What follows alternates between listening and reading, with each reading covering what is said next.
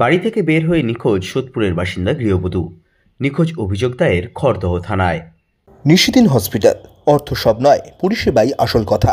ঠিকানা Rabindrapalli, Kalyani high road, world's মোড়ের নিকটে।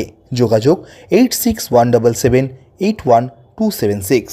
গত 1 বছর আগে সোদপুর সুকচর বাজারপাড়া এলাকার বাসিন্দা কৌশিক দাসের সাথে বিয়ে হয় টিটাগড় বিবেকনগর এলাকার বাসিন্দা মেঘা সাহার। অভিযোগ, বিয়ের পর থেকে বিভিন্ন যৌতুকের জন্য মেঘার পরিবারকে চাপ দেওয়া হতো শ্বশুরবাড়ির সদস্যদের পক্ষ থেকে। এমন পরিস্থিতিতে কোনো রকমে যৌতুক জোগাড় করে মেঘার পরিবারের সদস্যদের পক্ষ থেকে শ্বশুরবাড়ির সদস্যদের হাতে সেই জিনিস তুলে দেওয়া হয়।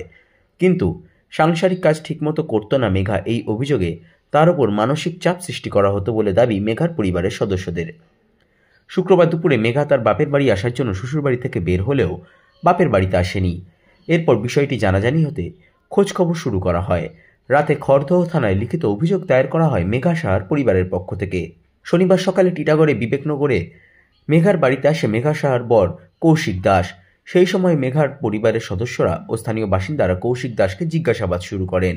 সংবাদ মাধ্যমের মুখোমুখি হয়ে নিখোঁজ গৃহবধূ মেঘা সাহার দাদা অনিমেষ সাহা এবং টিটাগড় পৌরসভার পৌর পরিষদ সদস্য মৌসুমী ভট্টাচার্য ও স্বামী কৌশিক দাস জানান, কালকে সকালবেলায় ছেলের বাড়ি থেকে ফোন করেছিল মাকে যে দিদি আপনাদের মেয়ে দেখুন এখন 7টা বেজে গেল, ঘুম থেকে ওঠেনি, আমার শরীরটা খারাপ, ছেলে তো কাজে যাবে, একটু রান্না বান্না করে দিত।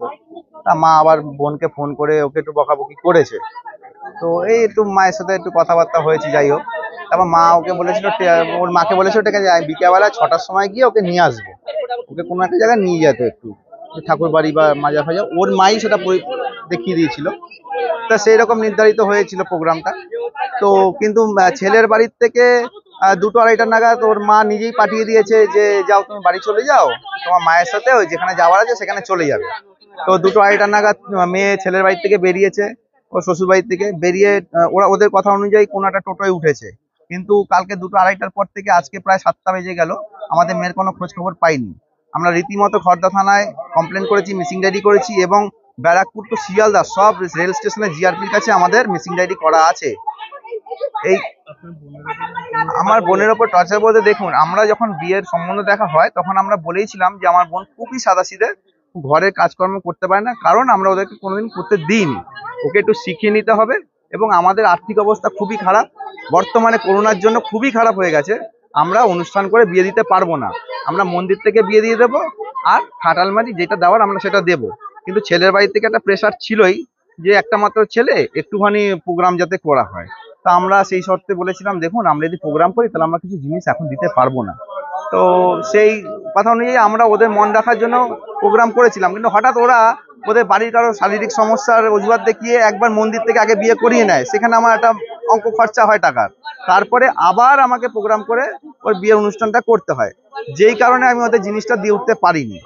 তার পরবর্তীকালে ওরা অনেকবার আমাকে এই কথা শুনিয়েছে যে এখনো জিনিসটা দিলেন না, খাট বিছানাটা দিলেন না। এই কারণে আমরা ধার দেনা করে আমাদের কাউন্সিলর, লোকাল কাউন্সিলরের সাহায্য নিয়ে আমরা খাট বিছানা যা লাগে আমার ছেলের বাড়িতে এই গত 2-3 মাস আগে পাঠিয়েছি আর কি। ঠিক আছে, আমার মেয়েটা বিয়ে হয়েছে 1 বছর হবে, ঠিক আছে। আর আমরা যেহেতু বলেই দিয়েছিলাম আমাদের মেয়ে কাজকর্ম করতে পারে না, কারণ আমরা শিখাইনি ওকে, খুব ঘরোয়া আর খুবই বোকা। এখন কি মনে হচ্ছে কি এখন আমাদের মনে হচ্ছে দেখুন এদের এই মানসিক চাপে, এরা যেরকম ভাবে মানসিক চাপ দিয়েছে, খুব চাপা মেয়ে তো আমাদের কিছু বলতো না, হয়তো বাইরে বেরিয়ে কিছু করে ফেলেছে অথবা কোনো ভুল জায়গায় পড়ে গেছে যেখান থেকে উদ্ধার হয়ে আসতে পারেনি। আর যে সময় বেরিয়েছে ওর কাছে ফোন ছিল না, কারণ ওর ফোনটা 3 মাস আগে চুরি হয়ে যায়। এবার কথা হচ্ছে যে যদি ফোন থাকতো হয়তো আমরা যোগাযোগ করতে পারতাম, যেহেতু এখন পাচ্ছি না, যোগাযোগও করতে পারছি না। আর যেহেতু ও কোনো রকম ভাবে যোগাযোগ করতে পারছে না, আমাদের একটা আশঙ্কা হচ্ছে ও কোনো বিপদ না হয়ে বসে। পাড়ায় বলতে আমার পাশেই সোনালী বলে কি মেয়ে থাকে, ওকে জন্ম থেকে দেখেছি আমি, খুবই ভালো মেয়ে, এত মানে ইনোসেন্ট, আজকালকার যুগের মেয়ের মতনও নয়, আর 5টা মেয়ের মতনও নয়। বিয়ে হয়েছে গত বছর, বিয়ে হয়েছে 1 বছর আগে। তা ওরা খাট আলমারিটা দিতে পারেনি, হঠাৎ করে অনেক কষ্ট করে বিয়ে দিয়েছে। হঠাৎ করে এবছর ওর মানে বিবাহ বার্ষিকীর আগে ওর মা গিয়ে আমাদের বাড়িতে খুব কান্নাকাটি করে পড়লো যে দেবুদা, মামুদি তুমি খাট আলমারির ব্যবস্থা করে দাও, না হলে ওরা ওকে বাড়ি পাঠিয়ে দেবে। এবার যাই হোক, তোমার দাদা আমি অনেক চেষ্টা চরিত্র করে খাট আলমারিটা ওকে ঢোকালাম, রূপশ্রীর টাকাটাও ব্যবস্থা করে দিলাম যে না ঠিক আছে, যাতে ও দেনাটা শোধ করতে পারে। সমস্ত কিছু করেছি, ওদের বাড়িতে গেছে, খাটালমারি বললো হ্যাঁ ঠিক আছে, বা যাতে সংসারটা বাঁচে। এখন শুনছি যে কন্টিনিউয়াসলি ওর শাশুড়ি ওকে মেন্টালি টর্চার করে প্রতিটা মুহূর্তে। ইভেন কালকে সকালবেলা ও ঘুম থেকে উঠতে দেরি করেছে, সেটাও সঙ্গে সঙ্গে ফোনে জানানো হয়েছে, আমার শরীর খারাপ, ও সকালবেলা ওঠেনি ঘুম থেকে। ওরা তাও মেনে নেয় যে ঠিক আছে শ্বশুর বাড়ি তো মানিয়ে নিতে হবে, মেয়েকেই পাঠায়। ওর মার যাওয়ার কথা ছিল বিকেল 5টা 5:30টার মধ্যে, ওকে নিয়ে কোথাও একটা যাওয়ার কথা, ওরা ওকে মাজারে দেখায়, বুঝেছো? ওদের ধারণা মেয়ে পাগল, মেয়ে কিছু জানে না। তা ওর মাকে বলেছে, মনে হয় ওইখানে নিয়ে যাওয়ার কথা বলেছে, ওর মা বলেছে আমি ঠিক আছে 5টা 5:30, ওর মা এক জায়গায় কাজ করে, নিয়ে যাব। ওর শাশুড়ি জানে যে ও একা একা চলাচল করতে পারে না, ওকে 2:30টার সময় বলেছে তুই চলে যা, অটোতে বলেছে তুই চলে যা। এবার ও কোন অটোতে উঠেছে, ওখান থেকে উঠে সেই যে 2:30টার থেকে মিসিং। এরপরে ওর মাকে 3টের পর ফোন করে বলছে ও চলে গেছে না, আগে একবার ফোন করেছে, তখন ওর মা বলেছে আমি তো জানি না, আমি কাজের এখানে আছি, আমি যাচ্ছি, গিয়ে দেখছি। ওর মা দেখছে আসেনি, না কোনো হেলদোল নেই, কিচ্ছু নেই, যে মেয়ে বউটা কোথায় গেছে বা আদৌ। তারপর ওদেরও তো একটা বিষয় থাকবে যে মেয়েটা এখান থেকে ওটুকু যেতে পারে না, তাকে আমি কি করে ওখান থেকে বলি যে তুই বাড়ি চলে যা? ওর মার যেখানে 5টার সময় যাওয়ার কথা, তাহলে তুমি ছাড়লে কেন? রাত্রি 11:30টার সময় তারপরে মানে একদম জঘন্যতম ঘৃণ্যতম বিষয় এটা। এটা আজকালকার দিনে এরকম হয় না। এখন তো শুনতে পাচ্ছি, আগে তো আমরা কিছু জানি না, আমি কিছু জানতাম না। এখন বলছে খাটালমারি দেয়নি বলে পুরো ঘরটার মধ্যে ওকে নিচে থাকতো, আর এই ছোট্ট একটা আয়না, মানে সব সময়ের জন্য একটা মেন্টালি টর্চার। এরকম আছে কখন? কঠিনতম শাস্তি হোক। আমরা চাই আমাদের মেয়ে সুস্থভাবে ফিরে আসুক, আর কিছু চাই না। কাল থেকে আমরা যখন থেকে জেনেছি, আমরা অনেক রকম ভাবে চেষ্টা করছি, কোথাও খুঁজে পাচ্ছি না। আমরা চাই আমাদের মেয়ে সুস্থভাবে ফিরে আসুক, আর ওদের যেন যথাযথ শাস্তি দেওয়া হয়। কারণ একদম আইনি ব্যবস্থা আমরা নিয়েওছি, থানাতে ডায়েরিও করেছি।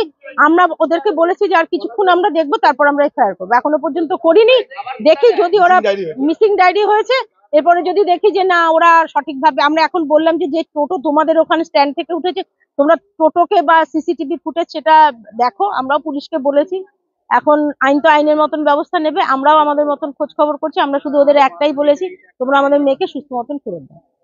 ঘটনাটা হয়েছে, আমি তো তখন কাজে গেছিলাম, যখন ঘটনাটা ঘটেছে আমাকে আমার ওয়াইফ ফোন করেছে, বলছে আমি ও বাড়ি যাবো, বাপের বাড়ি যাবো। আমি ঠিক আছে তুমি তাহলে যাবে, তুমি তাহলে ওখানে যখন যাবে তাহলে পৌঁছে আমাকে ফোন করো। এই অবধি আমার কথা হয়েছে। তারপর বাড়ি এসেছি, তারপর নাকি শুনছি পাওয়া যাচ্ছে না, কেউ নাকি এ বাড়িতে আসেনি। আমার বোন ফোন করেছে, তখন বলছে নাকি এখনো আসেনি। কেন এরকম হচ্ছে সেটা তো আমি বলতে পারবো না, কিন্তু সম্ভবত কিসে উঠেছে, আমাদের পাড়া দিয়ে একটা টোটোয় উঠেছে, সেটা এই পাড়ার টোটো না, ওই পাড়ার টোটোতে উঠে তারপর এসেছে। আমরা ফুটেজও গেছিলাম চেক করতে, কিন্তু এখনো পর্যন্ত পাইনি। না টর্চার সেভাবে করতাম না, মানে খাটালমারি এগুলো নিয়ে তো বলা হতো, কিন্তু গায়ে পায়ে হাত তুলতে হতো না। যৌতুক নিয়ে তো কোনো সমস্যা নেই বলতে, মানে ওইটুকুনি সমস্যা বলেছিল, যেটা দিলে ভালো হতো, এইটা আর কি। কিন্তু এই নিয়ে মেয়েরা গায়ে হাত নিয়ে টর্চার করে, যে খাওয়া দিয়ে কষ্ট। কত বছর বিয়ে তো এই 1 বছর। হ্যাঁ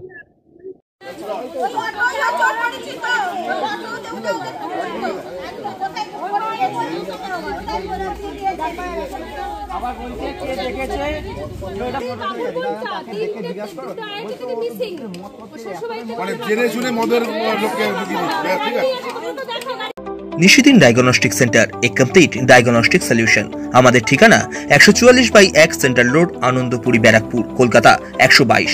আমাদের যোগাযোগ 9875338719। সাধ্যের মধ্যে স্বপ্নের ফ্ল্যাট খুঁজছেন? লাবণ্য গ্রুপের পক্ষ থেকে ব্যারাকপুর হরিসভা মন্দিরের নিকটে সোনাঝুরি আবাসন। থাকছে lift, top floor, set, 0% GST। এছাড়াও থাকছে ব্যাংক লোনের সুব্যবস্থা। ফ্ল্যাট বুকিং চলছে। আমাদের যোগাযোগ 7278200456।